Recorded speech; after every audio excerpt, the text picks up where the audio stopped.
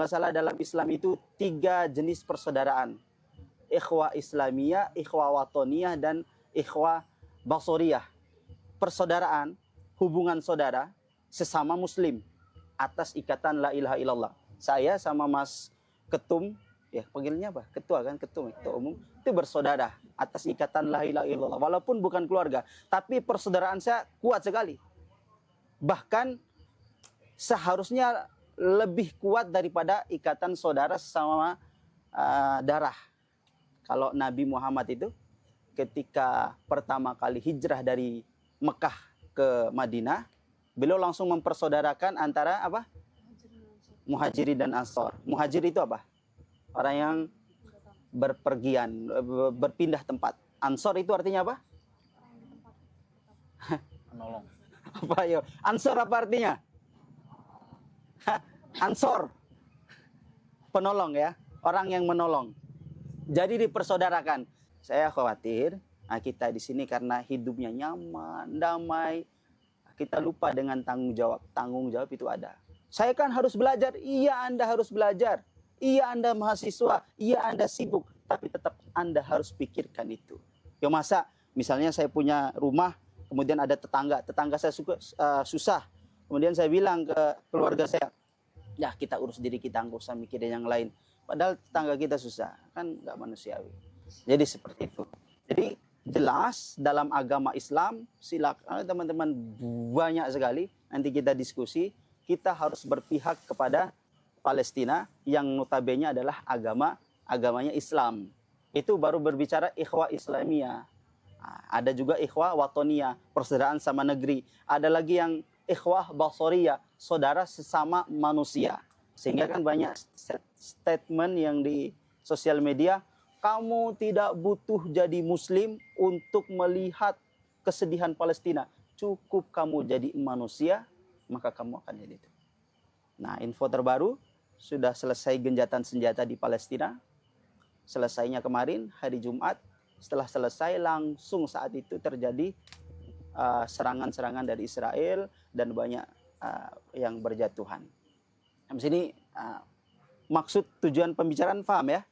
Paham ya? Jelas. Oke.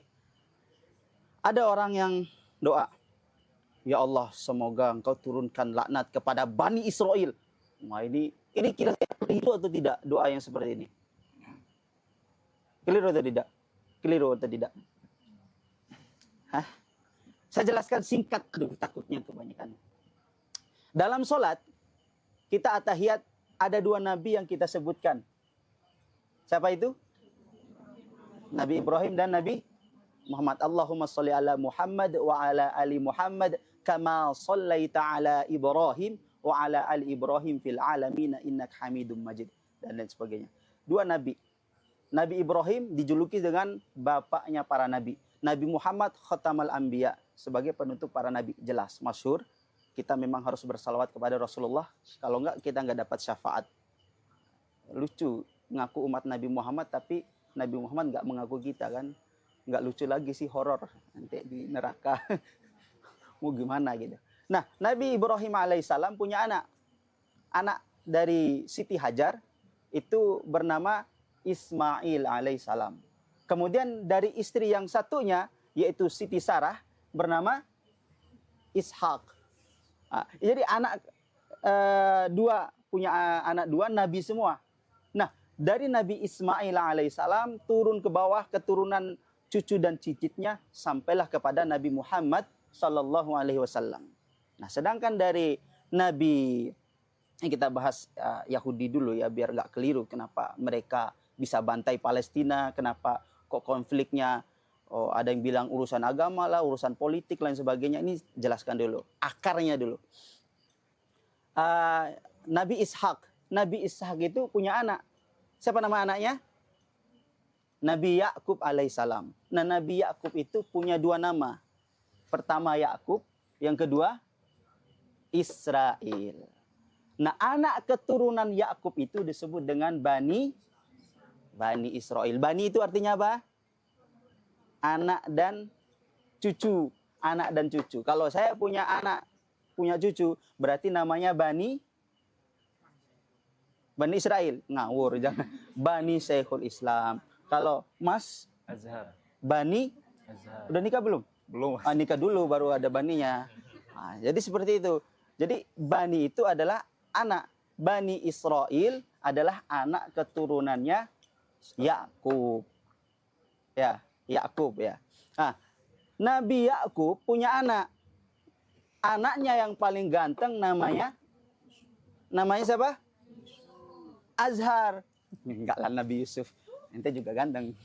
Yaitu Nabi Yusuf alaihissalam. Nabi Yusuf punya saudara. Ada yang mengatakan 7, ada yang mengatakan 8. Nah, ada yang mengatakan 7, ada yang 8. Salah satu saudaranya bernama Imron. Imron itu punya anak dan cicit. Anak keturunan, cucu dan cicitnya. Itulah Nabi Musa dan Nabi Harun. Nabi Harun punya keturunan, cicit dan cucunya. Itulah Nabi Ilyas dan Nabi Ilyasa. Paham sampai sini? Paham sampai sini? Bagus. Nah, kembali lagi kepada Nabi Yusuf. Nabi Yusuf punya saudara lagi. Siapa namanya? Benyamin. Ya, Benyamin. Makanya ada orang Israel pakai nama itu, Benyamin Netanyahu gitu, atau atau orang Indonesia sebutnya Bapak Kampret gitu, Bapak Laknat gitu. Itu di sosial media ya kata orang-orang. Nah, Benyamin punya anak keturunan, ada yang jadi nabi, namanya Nabi Yunus. Paham sampai sini? Kembali lagi kepada Nabi Yusuf. Nabi Yusuf punya saudara lagi, namanya Yahuda. Yahuda punya anak dan keturunan. Nah, keturunannya Yahuda, ada yang mengatakan Yahuza, itu disebut dengan anak keturunan Yahuda disebut dengan Yahudi. Fokus ya, fokus. Nah, Yahudi, karena keturunan Yahudi ini, cicit dan cucu dan cicitnya sampai ke bawah, itu ada yang nabi, ada yang menjadi nabi dan jadi raja, yaitu Nabi Daud. Dan itu dikaruniai oleh kitab oleh Allah Subhanahu wa taala, wa ataina Dauda zabura. Yaitu ada kitabnya, kitab Zabur. Atau dalam referensi barat, Nabi Daud itu disebut King David. Jadi David itu dari Daud aslinya gitu. Nah, Nabi Daud punya anak namanya Nabi Sulaiman, atau dalam referensi barat disebut King Solomon. Nabi Sulaiman punya cicit dan keturunan, itu Nabi Zakaria. Nabi Zakaria punya istri. Istrinya Nabi Zakaria punya saudara. Saudaranya saudari ya. Saudari namanya Hana. Hana punya suami namanya Imron. 1 menit lagi ya. Seperti Imron punya anak ya, anaknya Hana itu namanya Maryam. Maryam punya anak namanya Isa alaihissalam. Itulah dari keturunannya Ishak sampai ke bawah itu nabi semua. Sedangkan nabi dari Ismail alaihissalam turun ke bawah yang jadi nabi cuma satu, yaitu Nabi Muhammad sallallahu alaihi wasallam. Maka diklaim itu awal mula pembangkangan Yahudi dari situ. Yaitu apa? Saya singkat aja karena 1 menit. Sebenarnya kenapa sikap Yahudi bisa seperti itu kepada kaum muslimin atau orang-orang Arab ya, terutama Palestina, itu bisa dilihat pertama dari kisahnya Nabi Yusuf dan saudaranya, kisahnya Nabi Musa, bagaimana dia ketemu dengan Bani Israel. Itu Nabi Musa tuh luar biasa sabarnya. Bani Israel memang itu. Kemudian dari Nabi Muhammad SAW itu, kalau kita mau mencari tahu tentang Nabi Israel tentang Bani Israel. Tapi dijelaskan oleh nabi-nabi mereka ketika contohnya Nabi Isa dalam Al-Qur'an surat As-Saff. Wa idz qala Isa bin Maryam ya bani Israila inni qad ja'akum rasulun ya'ti min ba'di ismuhu Ahmad falamma ja'ahum bil bayyinati qalu hadza sihrun mubin. Nabi Isa sudah memberikan memberitahu, mengabarkan kepada orang-orang Israel bahwasanya nanti akan ada nabi akhir zaman namanya Ahmad, yaitu Nabi Muhammad. Karena sifatnya orang-orang Yahudi itu menentang dan shock, ternyata nabi itu bukan dari orang Yahudi atau bukan dari golongan mereka yang sebelumnya banyak-banyak nabi, tapi dari bangsa Arab. Maka mereka mengatakan, qalu hadza sihrun mubin. Ini enggak mungkin, ini salah, ini sihir, enggak mungkin ini nabi. Enggak terima. Disitulah, dan masih panjang lagi sejarahnya, sehingga awal mula disitulah mereka mengklaim bahwasannya dari kitab mereka, di tanah yang dijanjikan, kerajaan yang dijanjikan dari King Solomon, itu di situ. Jadi kurang lebih seperti itu. Selanjutnya kita diskusi. Mungkin secara ilmiah disampaikan oleh pemateri kita yang ganteng ini. Jadi kalau saya mau tulis di sini kelamaan nanti tentang, hafal nggak tadi urutan? Nggak hafal? Ya nggak apa-apa, saya juga baru hafalin kok. Alhamdulillah wassalatu wassalamu ala Rasulillah. Asyhadu an la ilaha illallah wahdahu la syarikalah wa asyhadu anna Muhammadan abduhu wa rasuluhu la nabiyya wa la rasula ba'da. Amma ba'd. Baik, teman-teman yang saya cintai, insya Allah pada kesempatan kali ini saya akan menjelaskan seputar sejarah Palestina, bagaimana akar konflik ya. Mungkin karena memang waktunya terbatas, hanya sebagai global aja mungkin.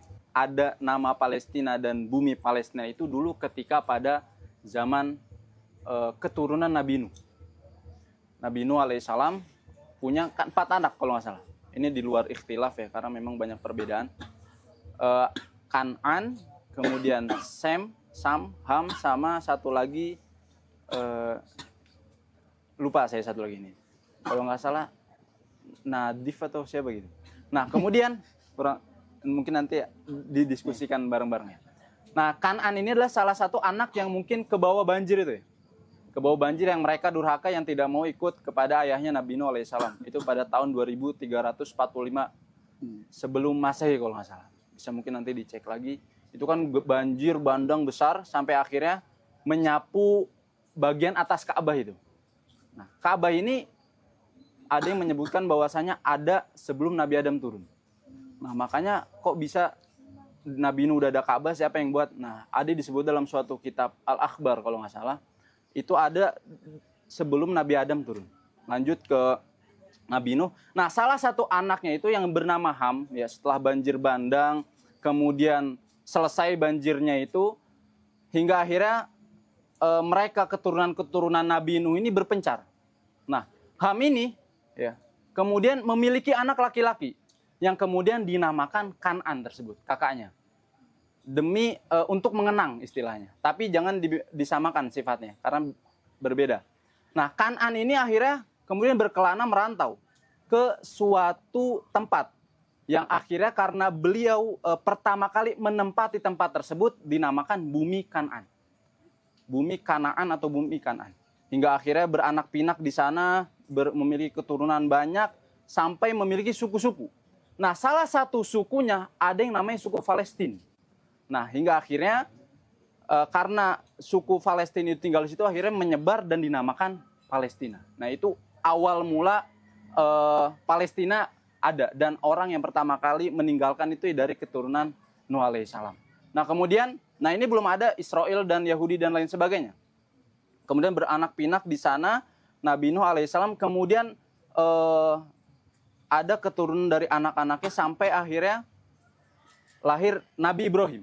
Nabi Ibrahim alaihissalam pada tahun 1912 sebelum Masehi kalau nggak salah. Nabi Ibrahim lahir di Ur Babilonia. Di Ur Babilonia, kemudian beliau lahir di sana dan memerangi istilahnya berdakwah melawan ayahnya Azar itu, bukan Azar saya ya. Ya kan, beda. Ya, sampai akhirnya selesai membantah. Kemudian akhirnya setelah misi dakwahnya selesai ya melawan ayahnya, kemudian berkelana. Nah, ini salah satu mengapa dinamakan Ibrahim kalau dalam bahasa Inggris itu Abraham, karena artinya ini orang yang sering berkelana. Nah, salah satu tempat yang disinggahi oleh Nabi Ibrahim ini adalah bumi Palestina tersebut. Setelah Nabi Nuh kemudian beranak pinak, suku Palestina dan lain sebagainya, kemudian berpindah ke Nabi Ibrahim setelah menyelesaikan misi dakwahnya kepada ayahnya, kemudian kembali lagi ke bumi Palestina. Palestina di sana, begitupun ya, memiliki istri Sarah, kemudian melahirkan tadi yang dibilang oleh Ustadz Syekhul Islam, melahirkan Nabi Ishak, kemudian menikah juga dengan Siti Hajar, kemudian melahirkan Nabi Ismail ya. Dan kenapa ini salah satu dinamakan Ishak itu artinya ini menggembirakan. Saya baca di salah satu buku The History of Palestine, ini karyanya John Kitto. Kenapa menggembirakan? Karena ketika itu Sarah ini udah tua umurnya. Udah tua, istrinya sudah menopause lah. Tapi qadarullah ya, lahirlah Ishak itu. Maka akhirnya Sarah ini bergembira, senang lah. Keluar anak, akhirnya nggak nyangka, udah tua begini keluar anak. Nah istilahnya kan begitu, kan senang tuh. Akhirnya menggembirakan dan ternyata juga beliau adalah Nabi. Kemudian lahir juga Nabi Yakub. Nabi Yakub dari istrinya ini Rofkoh kalau nggak salah ya. Saya coba nanti diskusikan Nabi Yakub. Nah, kemudian baru dari sini muncul kata Israel. Nabi Yakub ini dikenal adalah dulu hamba yang taat. Hamba yang taat yang selalu mengadukan permasalahan kehidupannya kepada Allah Subhanahu wa taala. Dia selalu berdoa kepada Allah. Nah, makanya orang-orang menyebut Nabi Yakub ini Israel. Yang mana Israel ini secara bahasa adalah Isra, itu adalah hamba yang taat. Il ini adalah Allah. Jadi adalah hamba yang taat kepada Allah. Nah, makanya kenapa dinamakan Israel, Nabi Yakub ini. Nah, sebenarnya Israel ini katanya bagus dari awal ini. Abdullah. Ya kan? Nah, mungkin dari kita Abdullah gitu kan. Israel kemudian melahirkan anak. Itu ada Nabi Yusuf, kemudian ya Yehuda, kemudian Levi, banyak. Ada yang mengatakan 12 anaknya, 8 juga tadi, banyak ikhtilaf di dalamnya mungkin. Karena memang Nabi Yakub ini menikahi 4 perempuan. Tapi banyak ikhtilaf di dalamnya. Ada yang mengatakan 4, 2 dan lain sebagainya.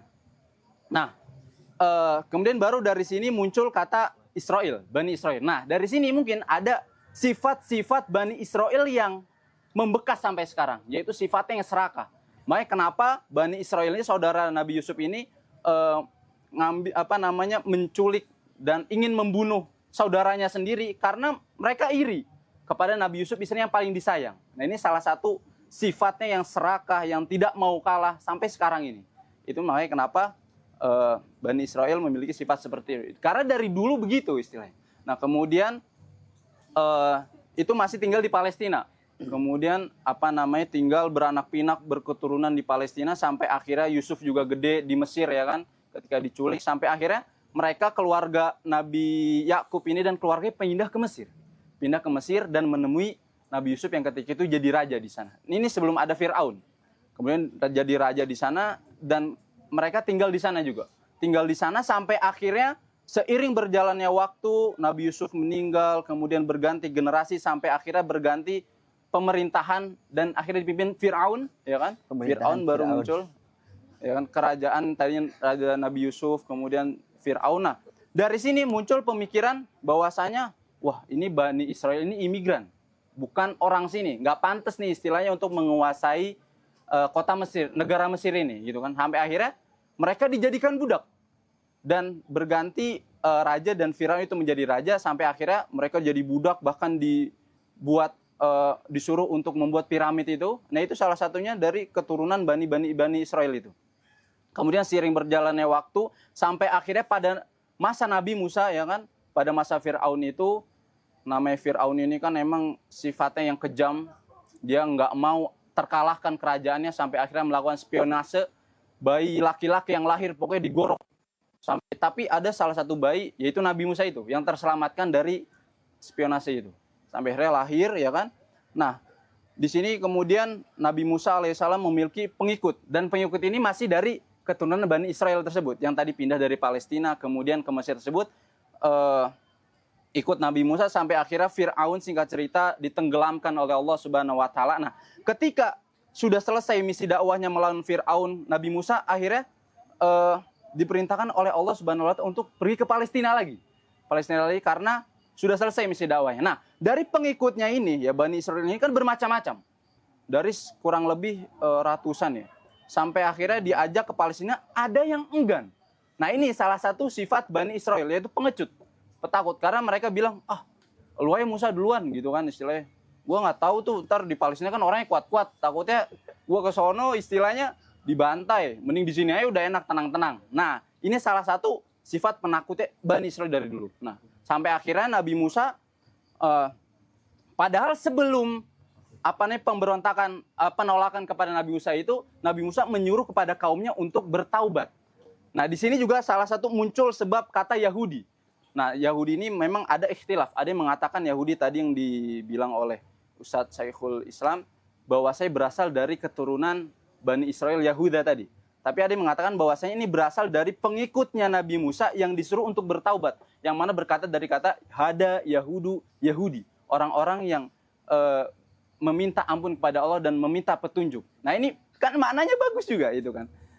Kemudian setelah bertaubat, tapi kok disuruh nabinya sendiri nggak mau, kan nggak jelas gitu kan. Harusnya kan taubat istilahnya totalitas lah ya. Tapi ternyata nggak mau, sampai akhirnya Nabi Musa memilih 70 orang kaumnya yang setia. Sampai akhirnya pergi 70 orang dan pengikutnya ke bumi Palestina. Namun sebelum sampai Palestina tersebut keburu meninggal. Nabi Musa, Harun keburu meninggal sebelum sampai Palestina. Namun singkat cerita, ada namanya salah satu pengikutnya Nabi Musa namanya Yusha bin Nun. Yusha bin Nun ini adalah orang yang mempertemukan Nabi Musa kepada Nabi Khidir. Kemudian dia juga yang membawa sisa-sisa pengikutnya Nabi Musa ini, Bani Israel tersebut, yang sisa-sisa itu ke bumi Palestina. Sampai akhirnya mereka di sana, dan ketika itu sudah dipegang oleh Kekaisaran Romawi. Palestina sudah dikuasai oleh Kekaisaran Romawi. Dan kemudian pada tahun 1 Masehi, Nabi Isa lahir, kemudian melanjutkan dakwah dan membawa pengikut Nabi Musa yang dibawa oleh Yusha bin Nun ini. Kemudian singkat cerita, ya kan, Nabi Isa alaihissalam ini melanjutkan dakwahnya. Namun dari pengikutnya ini ya, namanya Bani Israil, tetap ada aja tuh yang urakan, serakah segala macam, sampai akhirnya kan pengen Nabi Isa ini ketika umur 33 tahunnya ini disalib, pengen disalib. Namun Allah selamatkan dan akhirnya diangkat ke langit. Kemudian diganti oleh Yudas Iskariot. Nah, itu kan disalibnya itu di Bukit Zion. Ya kan? Itu salah satu. Nah, ini juga nanti akan muncul kata Zionis itu. Kemudian ketika Nabi Isa diangkat, ya kan? Kemudian pengikutnya Nabi Isa itu akhirnya berkembang biak juga di Palestina sana, dan itu masih Kekaisaran Romawi. Sampai akhirnya mereka berpikir untuk memberontak lagi kepada Romawi itu, istilahnya pengen menguasai. Nah, ini sifat dari dulu yang serakahnya minta ampun, nggak ada habisnya. Sampai akhirnya istilahnya udah dikasih tempat, tadi pindah dari Mesir, kemudian kasih tempat di Palestina, tapi malah pengen menguasai.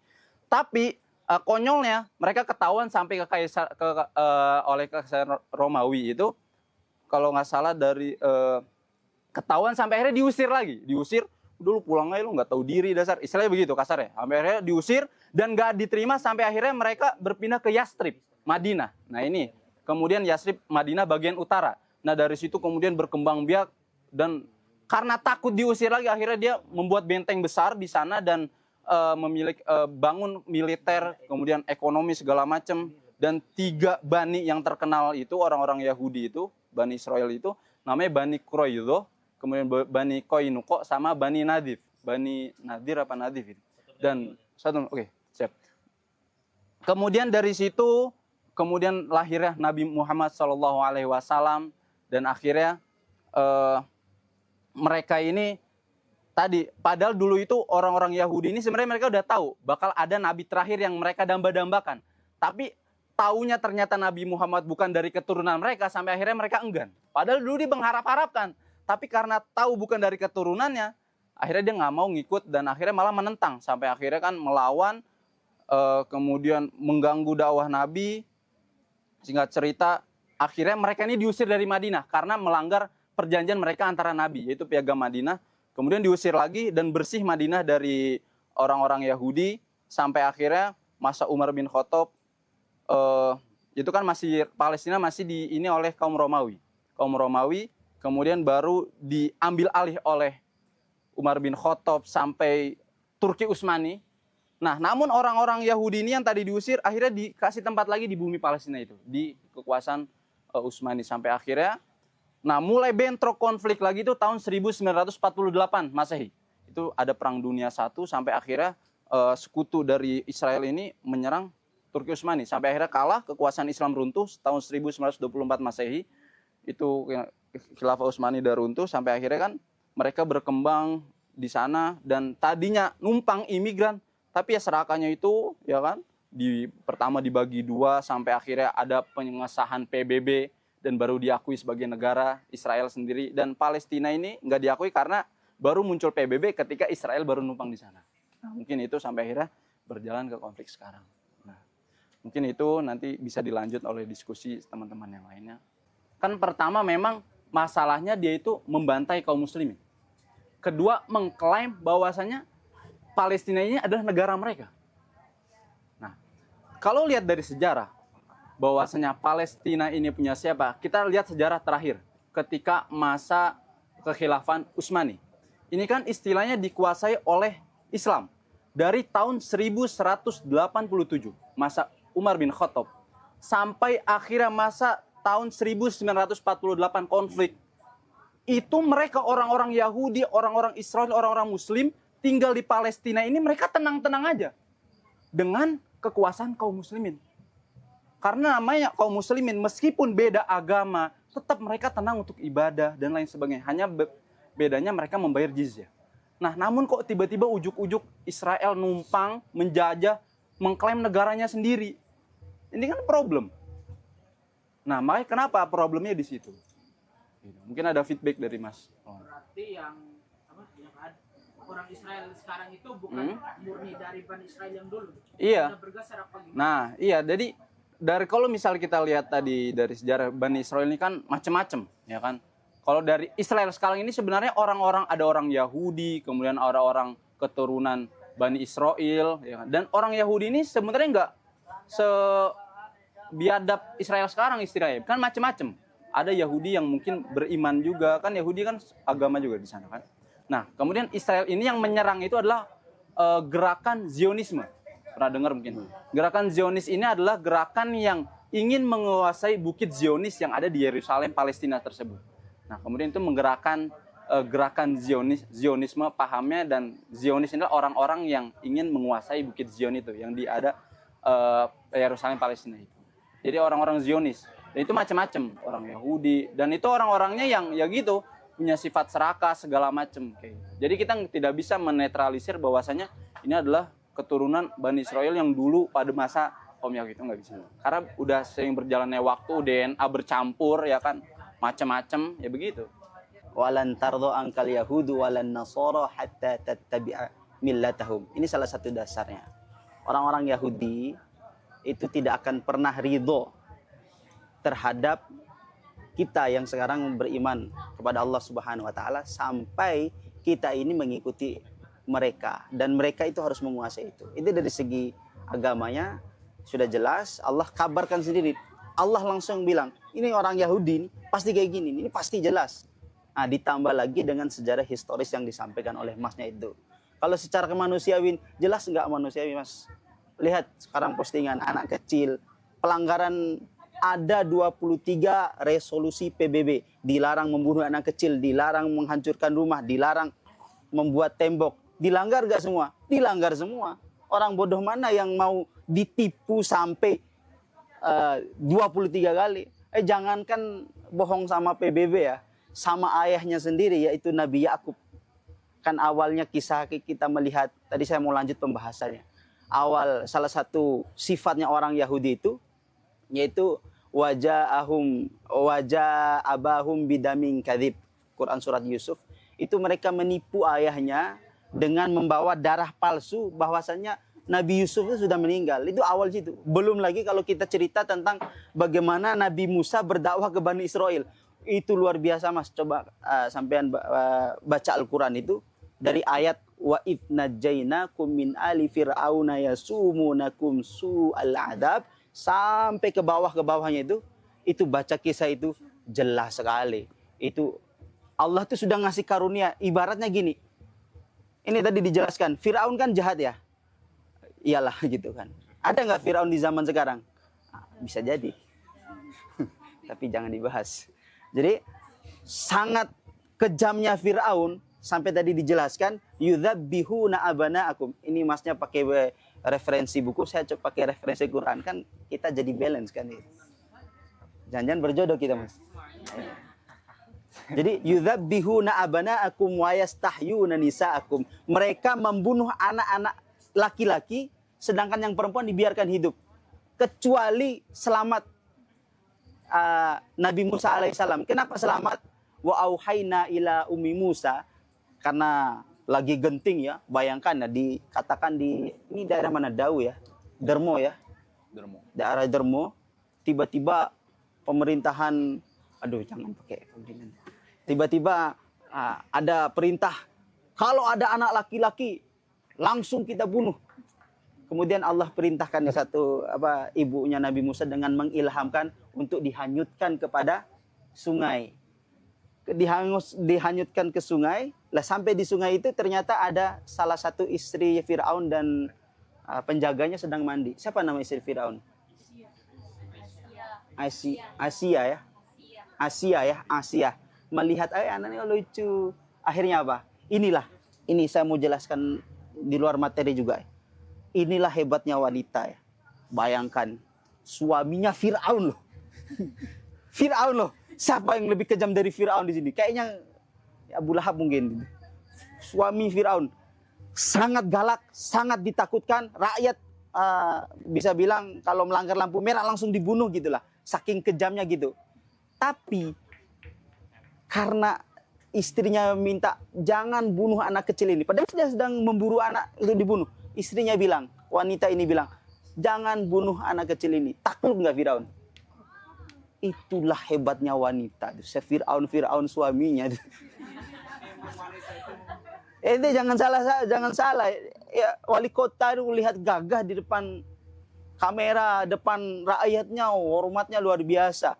Tapi kalau istri nyampe rumah disuruh cicipi, siap. Dan itulah kenapa terjadi salah satu cawapres. Akhirnya Pak Lurah juga bisa takluk. Informasi yang saya dapatkan dari orang dalam ya. Itu bisa jadi wakil Hokage itu. Karena kekuatan wanita loh ya. Ente perempuan yang nggak paham harus paham. Karena jangan sampai kalian wanita dikelabui oleh hal-hal yang demikian. Jadi jelas mas ya. Jadi kita harus berpihak kepada Palestina. Nggak butuh Islam, nggak butuh Muslim, cukup jadi manusia, jelas. Tambah lagi ente Islam, nggak dukung Palestina ya berarti bahlul. Kalau bahasa lebih kasarnya lagi tuh goblok gitu. Gitu ya. Silakan bertanya selanjutnya.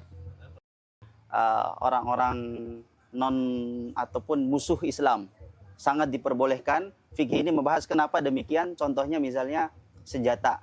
Karena kita nggak punya senjata, kita bisa menggunakan itu. Kemudian yang kedua teknologi. Teknologi, ada yang mengatakan, apa itu boykot itu kau HP-mu iPhone punya Yahudi juga gitu. HP saya lagi kan. Begitu. Nah, tapi dalam ilmu fikih ini, itu kita boleh menggunakan teknologi mereka, Facebook, Instagram, dan lain sebagainya. Kenapa kita boleh? Kan itu senjata yang bisa kita gunakan untuk senjata makan tuan. Karena kita nggak punya. Coba di sini ada yang punya Facebook, kan belum ada. Nah, semoga nanti kita ada platform sendiri, ada senjata. Maka kita boleh. Nah, fikih yang kedua, ada yang memang ya kita tidak boleh. Yaitu yang berkaitan dengan makan dan minum dan sebagainya. Kenapa? Masa hanya dengan makan saja, dengan kebutuhan misalnya sampo saja, kita harus menyumbangkan dana kita yang digunakan untuk membeli senjata untuk membunuh saudara-saudara kita yang kita bahas tadi. Itu. Kenapa demikian? Karena seseorang gini, boikot juga. Kalau seandainya kita memboikot satu produk atau apalah itu, apakah seorang itu berhenti menggunakan hal yang terkait? Misalnya sampo ya. Wah, saya berhenti beli sampo ini saya boykot. Apakah berarti dia berhenti menggunakan sampo? Yang cewek-cewek berhenti pakai sampo? Nggak mungkin kan? Tidak berhenti, hanya beralih ke produk yang lain, yang mana produk itu katakan adalah produk lokal. Jadi bukan berhenti, boykot itu bukan berarti berhenti, tapi beralih ke produk lain yang tidak terafiliasi ataupun yang membantu mendukung pembantaian yang ada di Palestina. Lah, kalau sudah seandainya kita beralih pindah ke tempat yang katakan brand lokal, itu akan membesarkan brand lokal itu. Ketika brand lokal itu membesar, otomatis lapangan kerja juga akan terbuka.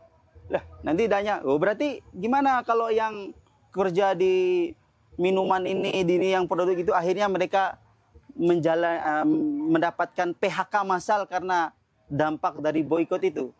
Lah ini pemerintah juga harus ikut campur tangan, ikut membantu. Yaitu apa? Disediakan yang mana produk lokal tadi sudah makin besar, disediakan lapangan kerja. Intinya semua harus kesadaran. Bukan cuman kita yang mahasiswa yang diskusi sampai larut malam, seolah-olah diskusi kita menentukan arah bangsa, ternyata subuhnya kita terlambat, bukan gitu juga. Tapi semua kerja. Ini saya dulu waktu rapat di HMPS dulu juga, waktu di HMJ itu. Saya marahin teman-teman saya, terutama divisi internal sama penalaran.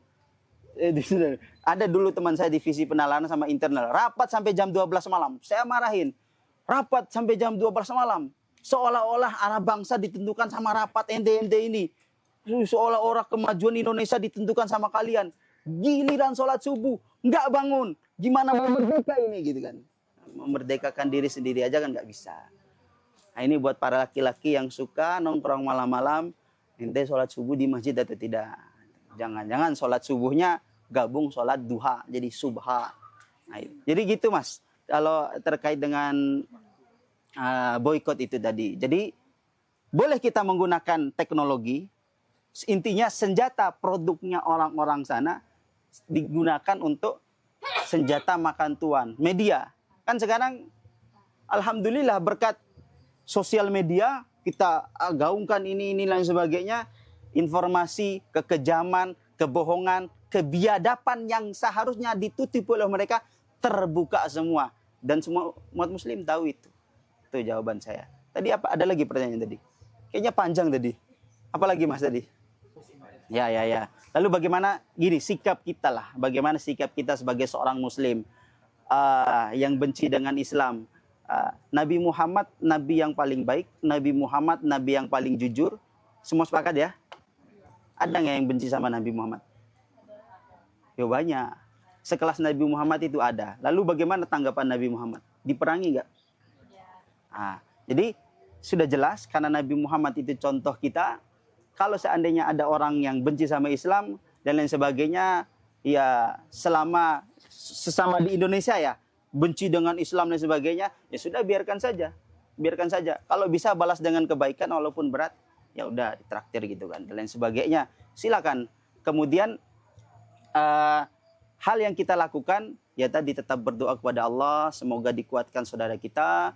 Kemudian yang kedua kita juga ya tadi berusaha untuk berhenti mendukung atau setidaknya tidak menyakiti hati saudara-saudara kita di Palestina dengan tweet-tweet kita dan lain sebagainya. Dan itulah kurang lebihnya mas ya. Dari sejarah dan Israel kita berikan istilahnya udah nggak apa-apa buat lu aja istilah gitu kan, tapi bagi dua lah istilah kan gitu damai. Ini nggak akan mungkin mas, karena ya tahu sendirilah sifat Israel dari dulu serakahnya minta ampun, yang dari awal ini kan mereka ini nggak punya negara. Nah namun ketika peristiwa 1948 hingga akhirnya awalnya itu sedikit demi sedikit menguasai sampai dibelah itu bagian sungai Eufrat kalau nggak salah, sampai akhirnya mereka ingin menguasai semuanya. Nah, ketika 1948 ini ya kan baru adanya PBB, yang mana PBB ini sebenarnya telat. Kenapa nggak dari dulu aja Palestina sudah ada dan PBB datang? Makanya wajar kenapa ketika kok di Google Maps nggak ada Palestina lah. Disahkannya aja ketika baru Israel menguasai Palestina tersebut. Nah, makanya kenapa Israel sini ada legitimasi atau memiliki hak karena dikuasai oleh diakui oleh PBB, dan PBB sendiri ini adalah mendukung Israel tersebut. Jadi ya kita juga nggak bisa berharap kepada PBB, karena PBB sendiri aja mereka antek-antek Amerika dan mereka mendukung Israel. Nah kemudian bagaimana solusinya, kan begitu. Nah ya solusinya tadi dengan Islam tadi. Kita melihat dari sejarah bagaimana Umar bin Khattab mengambil kekuasaan dari kekaisaran Romawi, sampai akhirnya diberikan kepada Umar bin Khattab, kemudian terus berjalan sampai Salahuddin Al-Ayyubi tahun 1187 Masehi, kemudian 1948 Sultan Abdul Hamid II, itu kan dikuasai oleh Islam. Dan banyak di sana orang-orang Yahudi, orang-orang Israel, orang-orang yang berbeda agamanya dari Islam, dan mereka hidup tenang. Nah ini menjadi salah satu solusi utama bagaimana untuk mendamaikan semuanya. Kan begitu. Ya begitu. Istilahnya kan masing-masing negara memiliki kepentingan masing-masing. Sampai akhirnya yang tadi awalnya niatnya tulus membantu, tapi akhirnya hancur. Ini saya keingetan ketika pada masa Sultan Abdul Hamid II. Itu kan memang pertama ditawari orang-orang Yahudi untuk bumi Palestina tersebut. Pertama ditawari dengan jumlah uang yang besar, kemudian Sultan Abdul Hamid II ini menolak. Sampai akhirnya datang lagi dengan tawaran yang lebih besar, yaitu ditawar 357 triliun, sekaligus kapal perang dan banyak lagi. Tapi ketika itu Sultan Abdul Hamid tetap menolak karena mengatakan bahwasanya ya tanah ini adalah milik kaum muslimin. Jadi silahkan kalau misalkan sistem pemerintahan keislaman ini sudah runtuh, ambil aja, nggak usah tanpa bayar. Buah tin dan buah zaitun ini isyarat Allah Subhanahu Wa Taala untuk memperhatikan bumi Palestina. Bahwasanya di sana itu ada bumi Palestina. Nah, kemudian Nabi Muhammad SAW berpikir, ini bagaimana kita menguasai bumi Palestina tersebut. Dan itu ketika masih dikuasai oleh Kaisar Romawi, ya kan? Nah, kemudian Nabi nggak langsung nyuruh kaum muslim, ayo perang lawan Romawi. Kan gak gampang, sampai akhirnya Nabi 87 tahun mendidik para sahabat, sampai akhirnya puncaknya di masa Umar bin Khattab baru mereka menaklukkan Palestina. Dan ini istilahnya ya salah satu upaya untuk bisa kita lakukan adalah dengan berpendidikan atau belajar sejarah tersebut dan memahami akar konflik dan problemnya itu apa. Baru nanti setelah itu baru kita bisa untuk menguasai insya Allah di tahun yang akan datang, gitu mungkin. Dalam hadis itu, Nabi itu pernah berdoa kepada Allah Subhanahu Wa Taala 3 doa, 2 dikabulkan, 1 nggak dikabulkan. Tidak ada jawaban. Doa yang pertama itu Nabi Muhammad berdoa, ya Allah, jangan engkau hancurkan umatku dengan penyakit atau penyakit lah. Kemudian dijawab oleh Allah, iya tidak akan aku hancurkan umat Islam itu karena penyakit. Nggak ada penyakit yang wabah. Ya, COVID kemarin masih selamat kan ya. Buktinya ente masih hidup. Walaupun COVID ada yang bilang konspirasi elit global gitu. Yang kedua, doanya Nabi Muhammad, ya Allah, jangan kau hancurkan umatku karena kelaparan. Dan Allah kabulkan doa itu. Dan sekarang alhamdulillah, walaupun kemiskinan di Indonesia banyak, tapi berita orang mati kelaparan sangat sedikit. Dan itu memang doanya Nabi yang untuk tidak menghancurkan kaum muslimin umatnya karena kelaparan. Dan satu doa Nabi lagi yang tidak ada jawabannya. Ya Allah, jangan engkau hancurkan umatku karena perpecahan. Tidak ada jawabannya. Dan dari dulu, dari sejarah mungkin kekhilafaan Islam, mungkin teman-teman yang ahli sejarah ya, di Bani Abbasiyah, kemudian Bani Umayyah, itu mereka runtuh bukan karena serangan dari eksternal, tapi dari internal. Perang saudara itu. Perang saudara. Dan itulah politik adu domba itu. Islam itu kuat sekali, hebat. Tapi kalau sudah diadu domba itulah. Indonesia itu Masya Allah kuat sekali. Contohnya dengan suku, bangsa, dan budaya. Hebat sekali persatuan. Mungkin Bhinneka Tunggal Ika. Dan ini menggambarkan ayat wa ja'alnakum syu'uban wa qabaila lita'arafu. Kami jadikan kamu bersuku-suku, berbangsa-bangsa, karakternya beda, bahasanya beda, perilakunya beda kan ya. Ada yang sawo matang, ada yang putih, ada yang coklat, warna-warni lah ya. Tapi kita semua kan indah, dan tapi kalau sudah diadu domba bisa hancur. Maka kita lihat sejarah Islam itu bukan atau tidak hancur karena serangan dari luar. Kuat sekali Islam itu, tapi hancur karena dari dalam. Dan itu perpecahan. Lalu ketika itu sudah perpecahan, apakah itu menjadikan kita tidak mau untuk menolong atau berpihak kepada saudara kita? Tentu itu beda babnya lagi.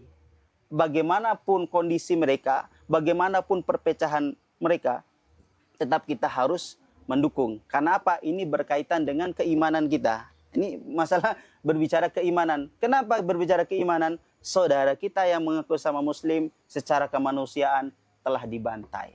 Mungkin masalah politik beda lagi lah masalah. Tapi ini sudah masalah yang berkaitan dengan keimanan. Kita dari jauh Ustadz. Lalu apa yang bisa kita lakukan? Tadi yang dikatakan Mas Azhar tadi. Siapa Azhar? Azhar tadi. Pertama yang kita lakukan adalah saat ini yang bisa kita lakukan berdoa. Ad-du'a silahul muslimin. Doa itu adalah senjatanya kaum muslimin ya. Walaupun kita tundukkan kepala kita ke langit, tapi doa kita kepala kita ke langit, kepala kita ke tanah. Sudah malam ya, mohon maaf. Kepala kita ke tanah, tapi doa kita didengarkan di atas langit. Berdoa, jangan berhenti berdoa. Kalau kita sudah berdoa, insya Allah doa itu dikabulkan atau tidak? Hah? Dikabulkan atau tidak? Insya Allah. Ujibu da'watad da'i idza da'an. Aku akan jawab doa-doa dari hamba gitu kalau kalian berdoa. Masalahnya kalian berdoa nggak buat Palestina? Berdoa. Teman-teman mahasiswa berdoa nggak buat Palestina? Saya berdoa. Harus berdoa karena dia saudara kita. Bayangkan kalau antum, saya lihat postingan ada bapak yang lihat anaknya meninggal itu yang diginiin, dicium gitu. Ya Allah, kasihan sekali anak perempuannya meninggal. Ya Allah, bayangkan seorang bapak. Dan masih banyak kisah-kisah sedih yang lain. Itu, waduh, susah sekali. Pertama, berdoa. Itu yang bisa kita lakukan. Yang kedua, yang bisa kita lakukan saat ini, tidak setuju dengan kekerasan yang ada di Palestina itu. Dengan cara apa? Sekarang teman-teman punya sosial media semuanya? Siapa yang nggak punya sosial media di sini? Masih punya. Ada satu. Kalau ada, hebat berarti. Silakan kalian bisa. Gitulah. Jadi kita punya sosial media, kita suarakan kebenaran itu, kita suarakan perdamaian itu. Itulah yang bisa kita lakukan saat ini. Dan yang ketiga yang bisa kita lakukan ya tadi, kita berhenti mendukung produk-produk tadi dan beralih ke produk lokal. Hitung-hitung membantu ekonomi saudara kita. Apalah mungkin beda dikit kualitas dan lain sebagainya, ya kan nggak masalah. Yang dulunya minumnya Starbucks, ya gantilah jadi es teh manis, kan nggak masalah, nggak bikin mati kan ya, nggak bikin mati. Saya pernah dulu ya, ini saya istighfar, beli jus mangga lah di sana waktu rapat kan, harganya 80.000 gitu. Aduh, padahal enak, tapi kok masuk di kerongkongan kok seret gitu, tambah nggak hilang hausnya karena harganya mahal gitu kan. Nah, berhentilah, fokuslah produk-produk Muslim. Mungkin yang sabun-sabun itu kenapa kok harganya lebih mahal tapi kualitasnya lebih murah di sana? Ya karena mereka mungkin banyak dukungan dari support dan lain sebagainya. Ya kita pindah aja, beralih. Dengan kita berpindah ke produk lokal kan tidak menjadikan kita mungkin yang skincare-nya dulu produknya Yahudi pindah ke produknya Indonesia. Kan nggak bikin jerawatan, nggak bikin langsung tua wajahnya kan nggak. Tiba-tiba tua, ya mustahil juga gitu kan. Jadi itu yang bisa kita lakukan Mas. Semoga ya budaya kritis ini tetap ada. Al-Quran juga mengajarkan kita kritis ya. Kalau teman-teman kritis itu tandanya teman-teman benar-benar baca Al-Quran gitu kan. Yang repot itu baca Al-Quran nggak dikritisi. Padahal Allah itu perintahkan, ini Al-Quran silahkan kritisi. Silakan pelajari. Ini silakan kritisi. Bahkan ada tanda dalam Al-Quran, Fa'tu bi suratin min mithlihi wa da'u syuhada'akum min dunillahi in kuntum shodiqin. Kalau kamu lebih pintar, kamu lebih benar, kalau ada solusi yang selain daripada yang ada dalam Al-Quran, silakan mari kita adu argumen. Al-Quran sendiri yang bilang.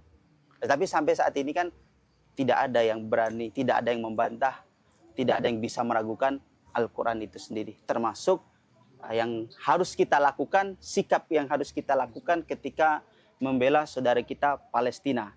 Jadi sebenarnya sudah sangat jelas, mau dia politiknya seperti apa, mau dia negara seperti apa, tapi kita jelas, selama dia mengaku muslim, selama dia manusia sekalipun, dengan kejahatan yang ada, ya kita harus mendoakan dan mendukung gitu.